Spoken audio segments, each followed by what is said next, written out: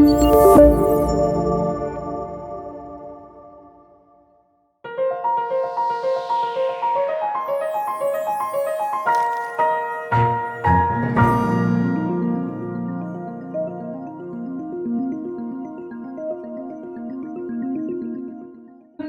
a very warm welcome to the 13th edition of the TAISIG Talks, which are a co-production of Tilburg University and Mind Labs. We are broadcasting live again this afternoon from the Dupre building in the vibrant and lively Score Zone. Our team of today consists of my co-host, Marie Postma, and our technical colleagues, Maarten and Priscilla. We are very proud to be hosting two speakers today. Our two speakers of today are Javad and Stefan, and Marie will introduce them properly in a bit. Marie, the floor is yours. Thank you. Javad is a PhD candidate and lecturer in the Department of Cognitive Science and Artificial Intelligence at Tilburg University. In his research, he is solving problems in neural-based machine translation. And these problems are due to data scarcity. For example, providing additional data for domain-specific systems or for low-resource languages, such as Persian. Before coming to Tilburg, Javad was a member of the NLP group at University of Guilin in Iran.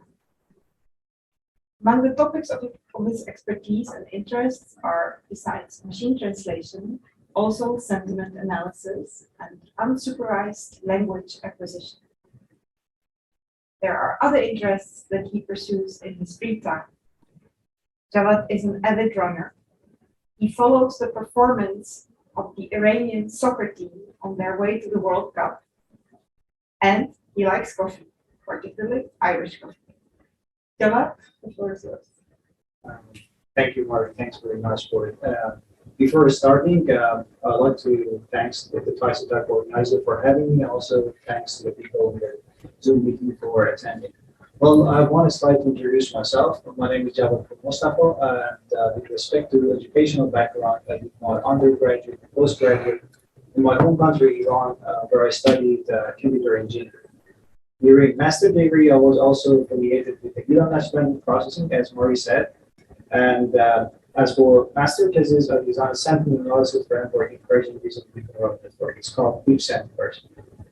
Interestingly, same time last year, I moved to the Netherlands and I started my PhD at the Department of Cognitive Science and Artificial Intelligence at Tilburg University. I'm working with Dr. Dimitar Shatrinov and Dr. Peter Spong. Like many of my colleagues at the department, I'm broadly interested in AI and more specifically, I'm interested in different topics of machine translation. Among other, I would say my primary research interests are human adaptation, data selection, unsupervised neural machine translation, or UNT. Today, I'm going to talk about one of our recent papers titled Selecting Quality Infinite Sentences for Neural Machine Translation, or NMT, using my lingual text. Before delving into the paper detail, I'd like to briefly explain to you why and where we use machine translation. So, if I want to break down the major tasks of machine translation, the first one would be assimilation. In assimilation task, I, as a reader, initiate the translation, and only I want to know the content of the input data. So at this stage, I'm fully aware that translation quality cannot be perfect. Let me give an example here. As far as I'm concerned, Bold.com only supports two different languages, Dutch and Belgian. And whenever that I want to buy something, I go on the website and I turn on my machine translation API and I get the translation of the whole page. At this stage, I don't care about the translation quality in terms of fluency. But correctness is very important. It's noteworthy that a lot of research has gone in this direction, and also my research falls in this direction.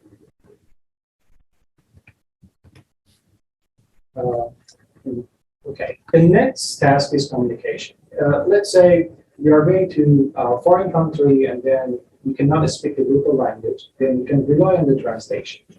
In communication task, the good thing is whenever that something is not clear and whenever that you cannot understand the dialect, you can ask some follow-up question. And Like a simulation here, translation probably cannot be perfect.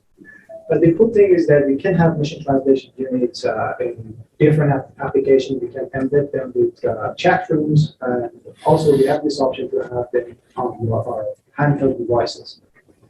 Machine translation and communication is often combined and bundled with a speech recognition unit so that we have our input audio converted to the input text, and input text is fed to the machine translation. And once we get the translated text, we can return it to the speech recognition unit. The last task would be dissemination. Let's say I write a book and then I want to publish it in different languages. Here, in contrast to assimilation and communication, translation community is very important. So this is the reason that this task is done by a human translator rather than machine translation. But we can use the help of machine translation. So in this scenario, first we translate our input data using machine translation, and then the human translator can do the post-edit. Now we are somewhat familiar with the major task of machine translation. The next step is we want to create a machine translation unit. So to train a machine translation unit, we have two different machine translation paradigms. The first one is a statistical machine translation, which benefits from a statistical model, and the second one is neural machine translation, which benefits from deep neural network. I'm going to talk about the latter. Let's say the ultimate goal is translating from English to Dutch. Like any machine learning task, we would need training samples. But in the supervised setting, for training an NMT model, we would need pilot data. And a pilot data is nothing but a training sample that consists of source sentence and target sentence. So for each source sentence, we need the corresponding target sentence. And for training an NMT model, we have to follow some steps. The first step is generating input data. So as you can see at the bottom of the slide, we have our source sentence. It's followed by the start token, and then we have our target sentence. The next step is that we have to vectorize the input data. For vectorization, we have to use source embedding pattern and target embedding pattern. The next step is we have to feed our source embedding vector, target embedding vectors, to the sequence-to-sequence model. As you can see in the figure, on the left side we have encoder, and on the right side we have decoder. For the encoder, we don't need to calculate any output probability. This is the reason they have been blocked. But for the decoder, we need to calculate the output probability. And I put some random numbers there. But this number shows the probability of your tokens in the vocabulary list. Once we calculate the loss of our deep neural network, then we have to backpropagate entire of our neural network in order to obtain the weights and biases of deep neural network. We have to do step 2 and step 3 until the model is converted to the data. So now I'm going to use the underlying concept that I described in training NMT to define the research problem. There is a common belief among machine translation practitioner and researcher that more training data is better, which is correct. However, training an NMT model on large data sets requires substantial amount of resources, such as memory and time. Let me give an example. Let's say you're dealing with 31 million sentences, and all of these 31 million sentences, according to the previous slide, should be converted to the embedding vectors. And you can imagine that this embedding vector should be loaded to the memory. And this embedding vector in our example has 31 million rows and x dimension. And usually people don't choose a small number for x because it represents the dimension of your vectors, and we're not going to choose a small number because we don't want to lose the information. And even if we could solve the memory issue, still, according to the previous slide, we need to spend time for training the model, updating the biases, and data the model. So it's very time consuming. Now, there is another problem.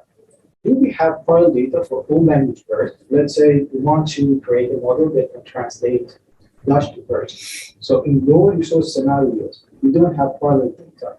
And even it's worse when it comes to translating different domain of interest, such as medical context, legal context, and even COVID-19.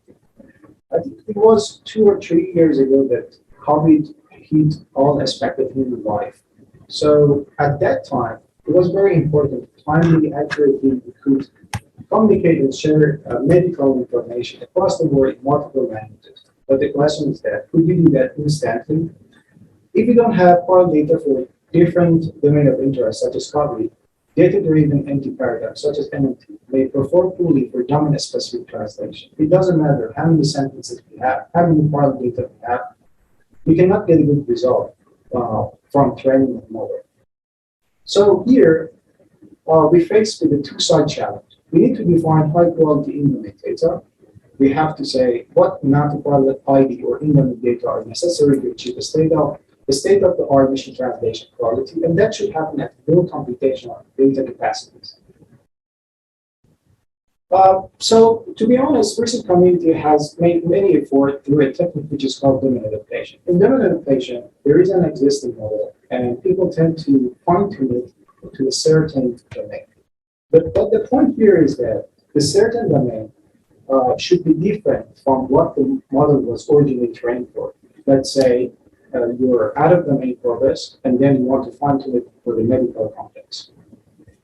It was a good motivation for us to propose a method, a data selection method, in order to improve in-domain translation in low resources scenario, as I said, for example, Persian to Dutch. And how we are going to do this, we are going to extract in-domain sentences from out-of-domain target corpus, and ultimately we want to include the selected or generated sentence in the context of domain interpretation for training an NMT model. Briefly, our main contribution is proposing a language agnostic data selection method for selecting or generating a qualified ID corpus.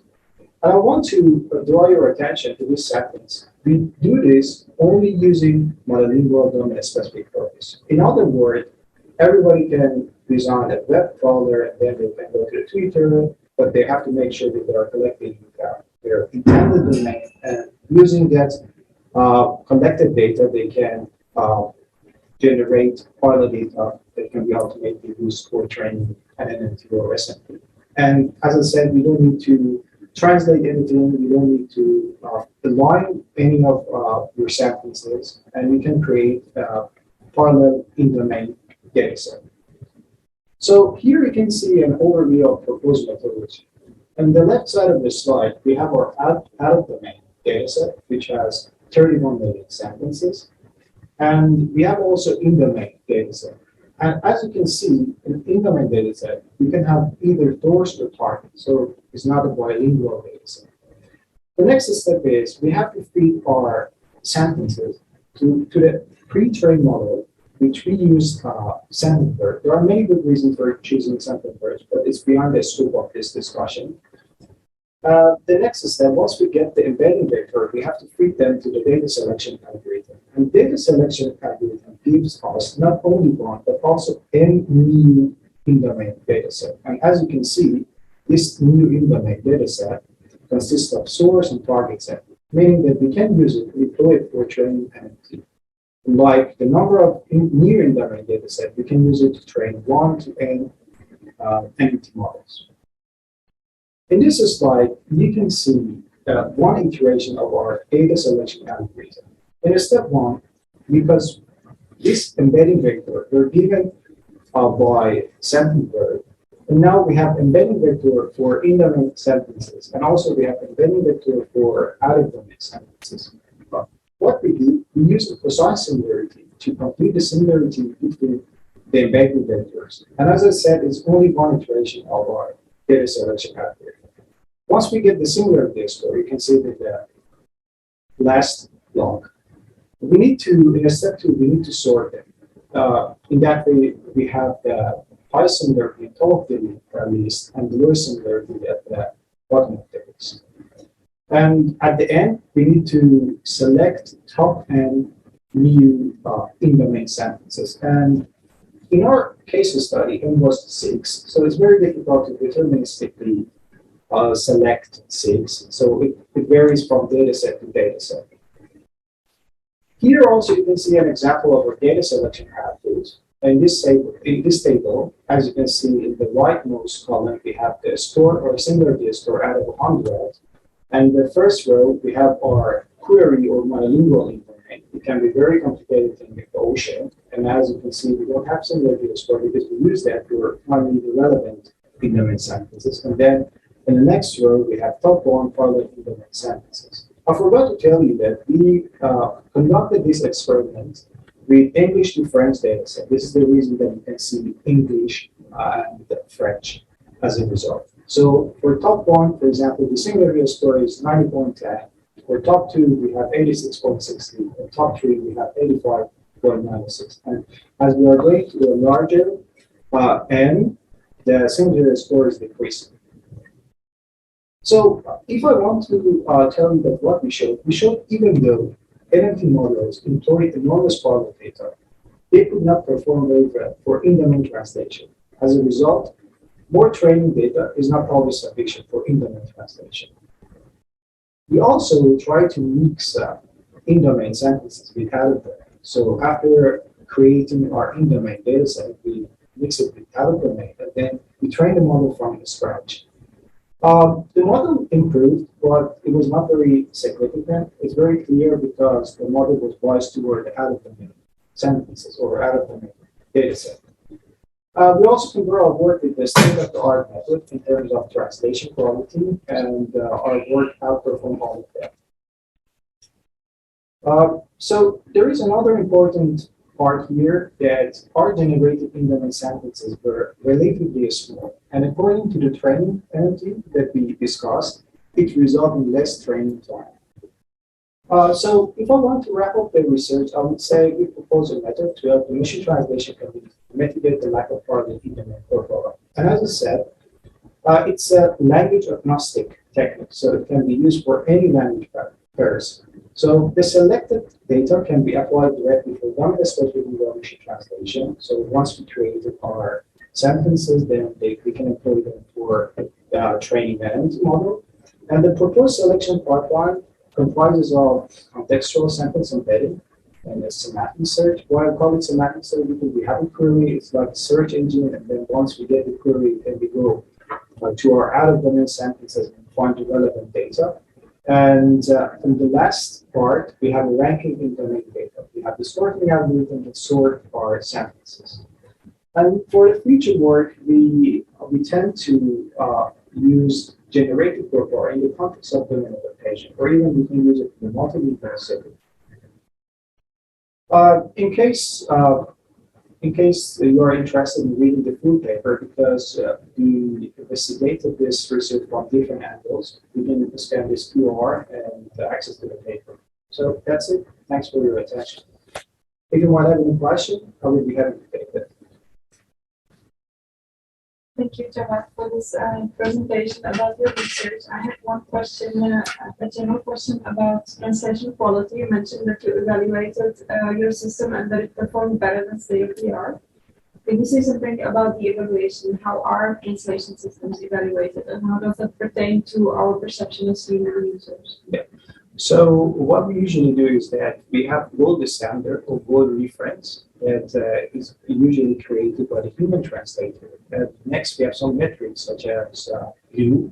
And what we do, we compare the word based on their n-grams with the gold standard reference, and then we publish a score, like F1 score in machine learning, or like we have accuracy. It's a kind of a metric that we have. So it's based on the n-gram. And for example, we go and check the first word of the human translation, and then we go to the second word, and we compare the two different words with the two different words in the reference, and it's rated in number of evaluation. This is the one technique that we commonly use in order to evaluate the machine translation performance. Can you say something about how that pertains to what we as human users would consider to be acceptable quality or good quality translation?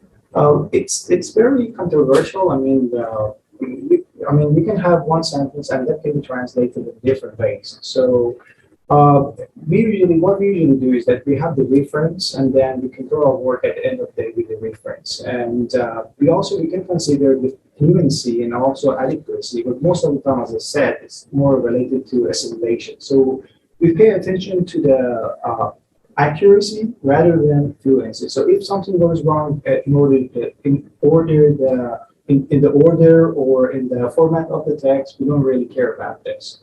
Unless we want to have, like, for example, do some dissemination, like publishing the book in different languages.